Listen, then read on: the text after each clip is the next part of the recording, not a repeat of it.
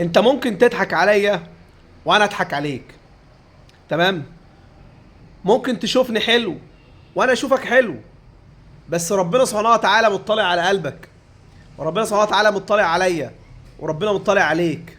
فعشان كده لما تيجي تعامل الناس، عاملهم عشان خاطر ربنا، عاملهم وربنا مطلع عليك، عاملهم وكلك يقين ان ربنا شاهد عليك وعلى اللي جواك. اهم حاجه انك تعامل الناس باللي جواك، مش بتعامل حد عشان خاطر فلان ده يقول عني، او فلان ده يشوفني، او حتى بصلي عشان فلان بيقول رايح يصلي او جاي يصلي، او طالع اعمل عمره عشان يقول الحج راح، الحج جه. دايما دايما اي حاجه تعملها دايما تقول ان العمل ده خالص لوجه الله. حتى الصدقه، حتى الكلمه الحلوه اللي تقولها لجيرانك، لاي بني ادم. واوعى اوعى ابدا تكون انت سبب ان انسان يكون مثلا بيعمل حاجه حلوه وتكون انت سبب ان الانسان ده يبطلها. واحد مثلا يعني بيتصدق، واحد مثلا بيحاول يساعد الناس، وانت مثلا يعني تكون سبب ان فلان دوت بيعمل كده عشان ال الناس تقول ده بيعمل، او الناس تقول دع الملك للمالك، دع الملك للمالك. اشغل نفسك بنفسك بس، ما تشغلش نفسك بحد.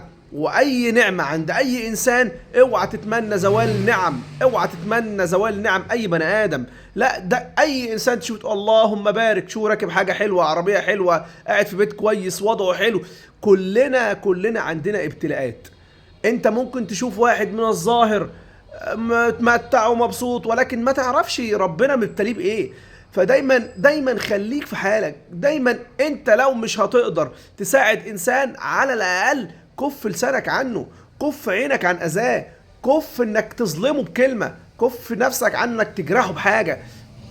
ده يعني ده موضوع مهم جدا، ان كل واحد يخليه في حاله، ونخلينا في نفسنا. اشغل نفسك بنفسك، اشغل نفسك باهل بيتك، اشغل نفسك بحياتك، ودع الملك للمالك. الرزاق الله، العاطي الله، الوهاب الله. هو اللي بيرزق وهو اللي بيشفي وهو ملك كل شيء. احنا لا نملك لنفسنا اي شيء، ولكن احنا سبحان الله نقدر ندعي لبعض بالشفاء وبالرزق وبالبركه وببركه عيالك. هو ده اللي مطلوب، وده اللي النبي صلى الله عليه وسلم حسنا عنه.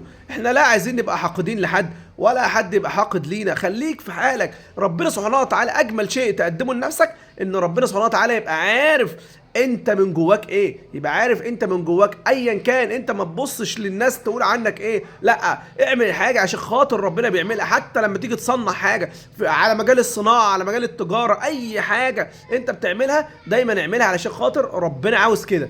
ربنا شايفني، ربنا مطلع عليا، ربنا عاوزني كده، مسلم كده. ده اللي هيوصلني للجنه. غير كده ما تشغلش نفسك الا بنفسك، والجأ لله في كل امورك، وفوض امورك للرحمن الرحيم.